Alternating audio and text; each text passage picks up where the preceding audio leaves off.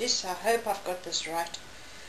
Can you see the all of me, basically? Well, I mean, doesn't look like I've cut half of my head off or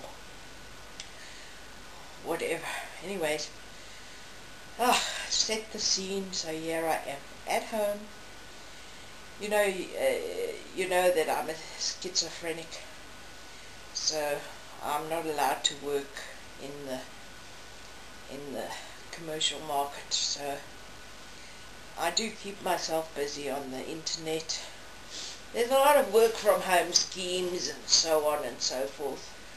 So yeah, keep myself busy. You can find the link. It's basically on all my sites really. Carosin.webs.com. Yeah, I'm sure you'll find it somewhere, somehow. Anyways, that's not the point. The point is I came to tell a story. First of all, notice teeth. I've got teeth in. Okay. They're a bit loose. I didn't use the gel today. It's like a glue. But I thought I'd see if I can wear them without the gel and talk properly. It's getting better. So what happened? I'm talking a long time ago. I was coming home. No, actually I wasn't. I'd been sitting at the bar where I worked in Hillbrow, and I thought, no, I'm going to go out. I don't feel like the bar tonight, you know. And it was my day off.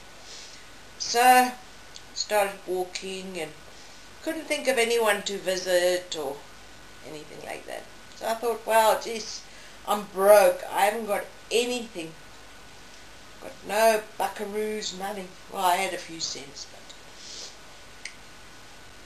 anyway, so as I'm walking, this one guy, he approaches me and starts talking to me. So it's like, what are you doing? You know, and I said, I really feel like making an orgy of food, you know. Anyways, because I was hungry, and anyway, this guy, I don't know whether he was too foreign to understand me or whatever. He said, come along, come to my club and all that stuff, you know, not his club, but come to the club where we all go and that. And I know Hillbrow is pretty easy going in those days. I mean, I'm talking about the 80s and so on. Anyway, so there I go.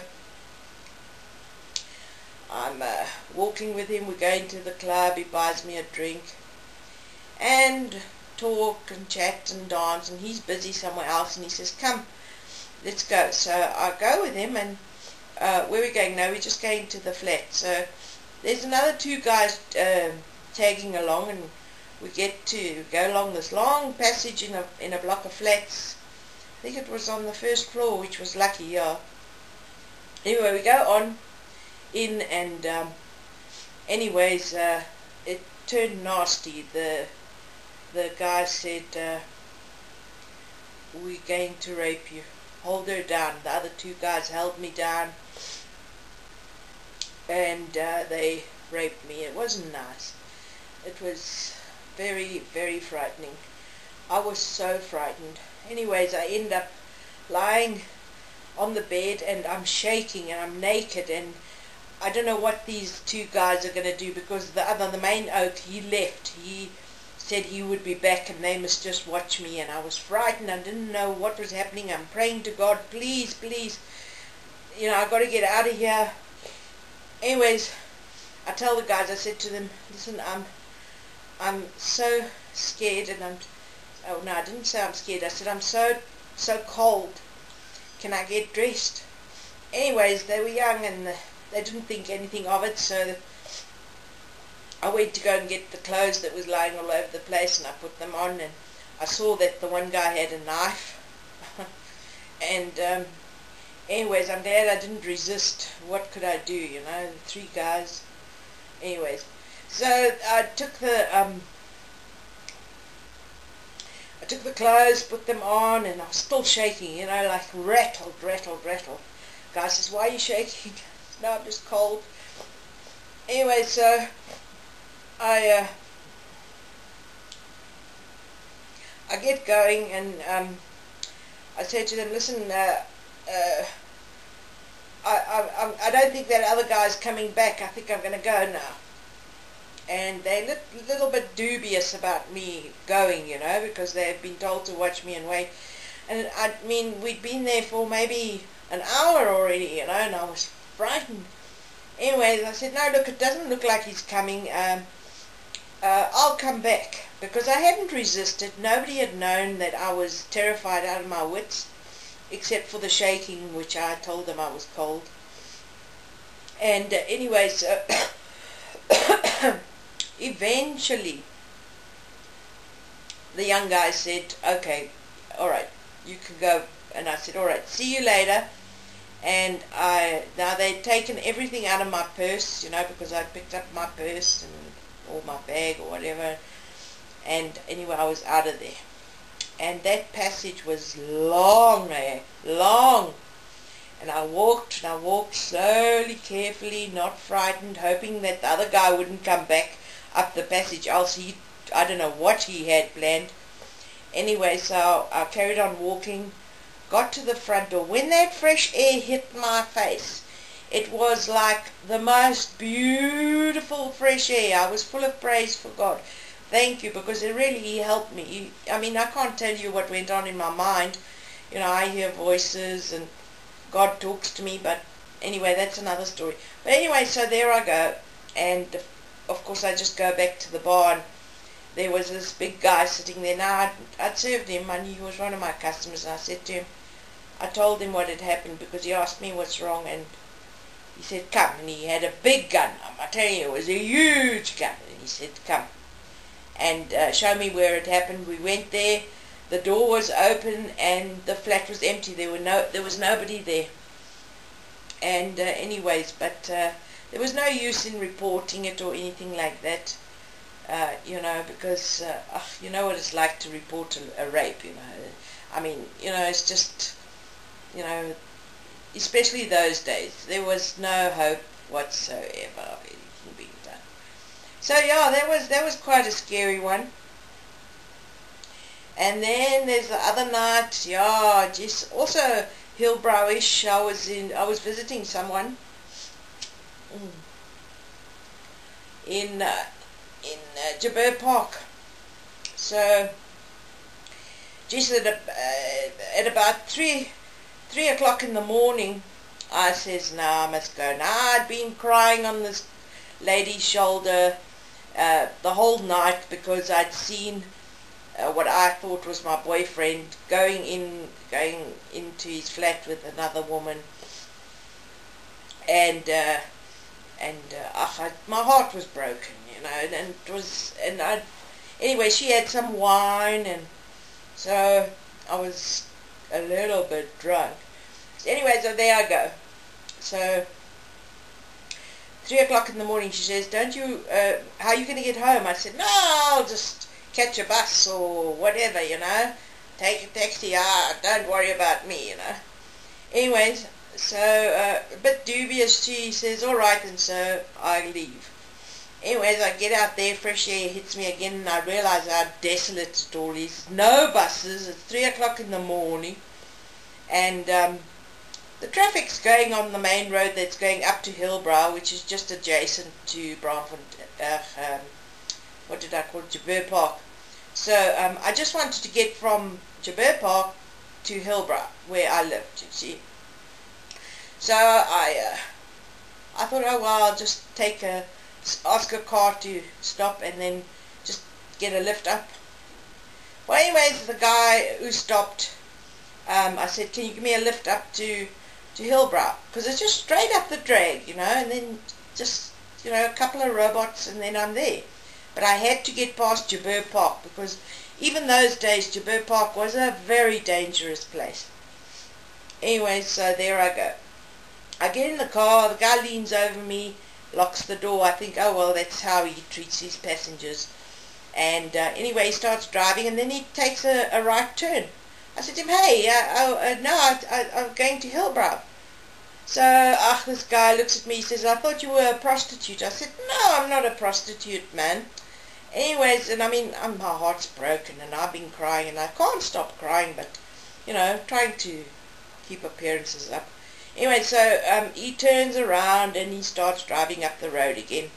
Gets to Hillborough. I said to him, okay, turn right here, and then turn right again, and then I'll be right at my flat. Thank you very much, So he turns right, and he turns right.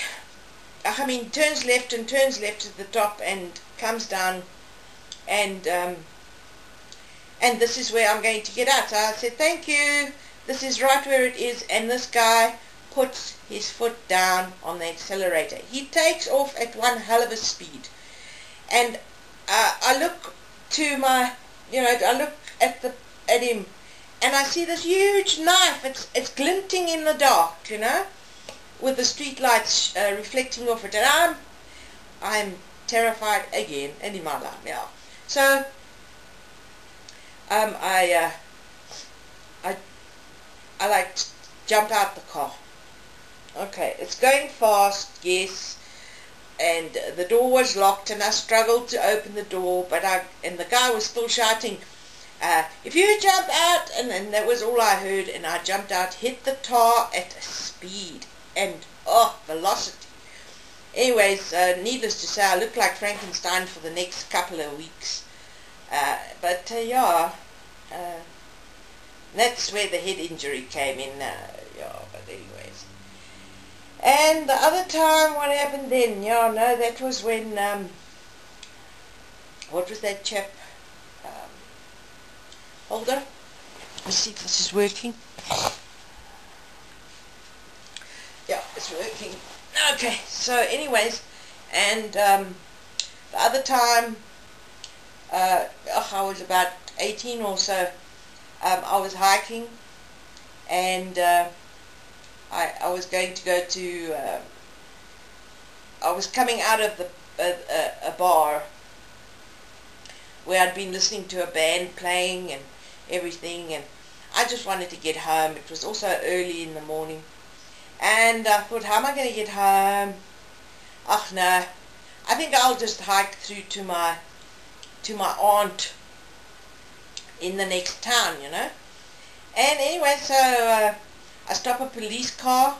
I said to him, please, won't you give me a lift to the nearest town, Brakpan, that's where it was, through. Anyway, so I said, let me, won't you just, I was in Springs then. Anyway, so he says, no problem. So I get in the front between the two guys in this van, and they said they got a call or something. They said, we can't take you any further, but we'll have to drop you here. But it was by a mine dump, sort of the no man's land between the two towns, Anyway, it's dark, and there's one lonely street light at this place because it's an intersection, and I'm standing there late at night, and there are cars, on the road, so a few, and somebody turns down a little folksy, and I throw my thumb out. They stop, and it's a guy driving and two girls, one in the front, one in the back. I said, won't you give me a lift to Brakpan? Yeah, sure, climb in. So I climb in, I'm sitting at the back, and we drive on. Anyways, we get to Brakpan, and he says, we must drop the girls off first because they gotta get home or something, blah blah, without being seen. I don't know, something else. Anyway, so he drops them off and he starts driving me. I said, alright, you can go straight down the main road. Anyway, he also gets a funny thing in his head, and suddenly turns right past the dam, and he's got his foot flat out, and he's telling me exactly what he's going to do to me. Not nice things. Anyway, so there we go, and my heart is of course pounding in my chest, and I'm frightened beyond belief, really. Anyways, we end up at the mine dump, another mine dump. The place was full of mine dumps, the Transvaal, and now they've taken most of them away.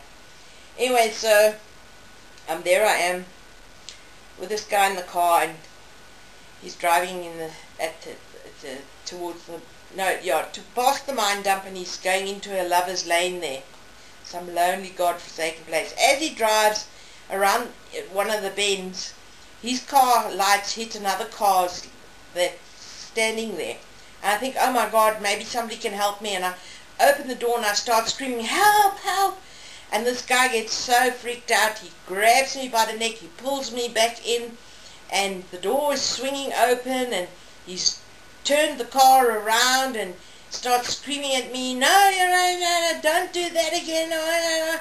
Anyway, he's got me, and anyway, so he's driving like a maniac. Now those people are long gone. I'm back in the darkness with this guy on the road, because there's no cars where we are at the moment. Anyway, so he says, are you going to try that again? Because like he's closed the door and locked it, and I'm sitting there shaking. He says, are you going to try that again? And I said to him, only if you drive fast again. And he puts his foot down. I don't know what it is, but anyways, I was only 18 or 17, whatever, I don't know, 18, 17. Anyways, he puts his foot down, and there we go. Now there's nothing for miles, and well, not miles, something, but nothing for a mile around us. And we start heading towards the edge of a place where people stay, like a suburb or something, and you could see the walls and that. And it's quite far from the road. And I think if I grab the steering wheel, I'm going to pull it, and we're going to head towards the wall of that place, you know, because I'm definitely not going to let this guy do anything he wants to me. And anyway, I grab the steering wheel, but the car goes, we go over this into the veld and everything, and he's screaming, and he's stronger than me, and he pulls the car back on the road, slams on brakes, and the first opportunity I've got is I open that door and I start running. Now it's mine dump area, you know. There's nothing. Those houses are far away. Anyways, and I'm running. I'm losing my shoes. I fall and scrape my knees, and I run, and this guy's faster than me, of course. And he like rugby tackles me, and I fall down. And I turn over, and he jumps on top of me. And I see this, he's got a brick in his hand. He must have picked up half a brick somewhere, because it was half a brick, I remember. It was silhouetted against the sky's moon. Anyway, there he is, and he's ready to bash my head in. And I just pray to God. I said, please God, no. Please God, no. And anyway, so he says, I'm sorry. And I thought, oh, God. Anyway, so I said, no, it's okay. Anyway, so he puts the brick down, and he gets up. And I can't remember what's happening, and I start walking away slowly. I get up, you know, and walk away slowly. Because this guy's just apologizing. And anyways, so I start getting nearer to the car, and then all of a sudden my nerves give in, and I think, geez, I must run now. I must make it for that car. I don't really know how to drive too well, but I know enough to get going. I hope the keys are there. And I get just to the bumper of the car, the back bumper of the car, and this guy's on top of me again. Anyways, look, I said, I'm the one who apologizes this time. I'm sorry. I say, look, and I cajole him. I say to him, listen, okay, come home with me. Come, let's go to my place, you know, and I'll make you some coffee. I can have some coffee, and then, you know, we'll be in a comfortable place. I've got a nice bed, and, you know. Anyway, so I do that, talk to him, and get in the car, and he makes a U-turn. You know how long it takes me to see this U-turn happening, you know, it's like slow motion. Please, just go in the right direction, because I'm terrified. Anyway, so we get back into Brakpan town, and I see the lights, beautiful, glad to see the lights again. And now I'm thinking, where must I go? Because I can't go to my aunt's house, because there'll be ructions. don't want to tell anybody about this. This is bad news. I mustn't hike. My mother always told me, but, you know, I was young and rebellious. So anyways, there we go. And so I think, all right, I've got a friend that lives in a block of flats there, and I'll pretend it's my flat. So I'm looking in my bag, pretending to look for my keys, and I jangle them around. So, I've got my keys, you know, while we're driving. Anyway, we get there, he parks, I show him where to park, you know, and we get up, and, I mean, this is what was it, 79, 80, whatever, and I say, okay, no, 1980, it was 1980. Anyway, so I said to him, alright, well, let's go up. So I said, lock the car. So we locked the car, and it's early in the morning, you know, like 4 o'clock now or something stupid, you know. Anyway, so we go up the stairs, and I get to his flat, this friend of mine's flat, and I knock. Stupid me. He says, why are you knocking? I said, no, my friend sometimes stays here, and I just want to see. So, and then I said, it must be next door. So I knock on the next door things. How I got away with all this is beyond me. But I knock on the next door neighbor's door, and this guy must have woken up in a bad mood. Well, of course, who's not going to? He comes to the door, and he says, what do you want? Who are you? What do you want? Screaming. He opens the door, and as he opens the door, I fell into this guy's arms. I did. He was a big guy, honestly, but I just fell. I must have looked a mess, scraped, broken clothes, you know. I was missing a shoe or whatever, and this guy that had abducted me, or tried to abduct me, he ran like hell. And so I went, and this guy in the next door flat gave me a cup of coffee or something, or tea, and I told him what had happened, and we went to report it to the police, and then we went to the site where we found my shoes and some other items I'd lost, and anyways, and then came home. But yeah, terrible things there. And shortly after that was the first time I tried to take my life, because I was not happy. But anyways, and what was the other things? There were so many things. But yeah, anyway, so these are survival little things that I've done, you know, and the horror side of it. But slowly my life has evolved, and I've become more confident and more assured and more sensible, you know, thinking, and with the internet now, I've got, you know, I can use my talents, you know. I don't have to go to bars, I don't have to, and the thing is that I had a stupid notion when I was younger. I thought that music and the rock and roll scene was all about drugs, sex and rock and roll, and, you know, but it's not. It's not. I had to learn the hard way. So basically, I'm just keeping myself busy. You can see all my videos. I do try to write songs as well. Check out my website. You'll find all the links, and maybe you'll find a couple that you can also make a few bucks with. Yeah, there's no telling what one can do nowadays, eh? But if you're miserable and depressed or something, shake yourself out of it, you know. And don't overwork yourself, because you can burn out. There is such a thing. So, yeah, rest. Rest and drink plenty of water.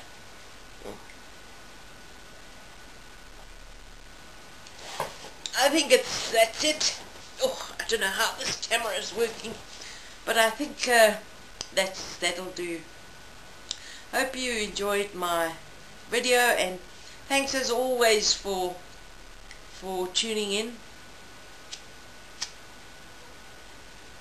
I appreciate each view. It helps me towards cashing out one day when I reach it. $100. But it will help. Thanks. Alright guys, have a good one. Cheers.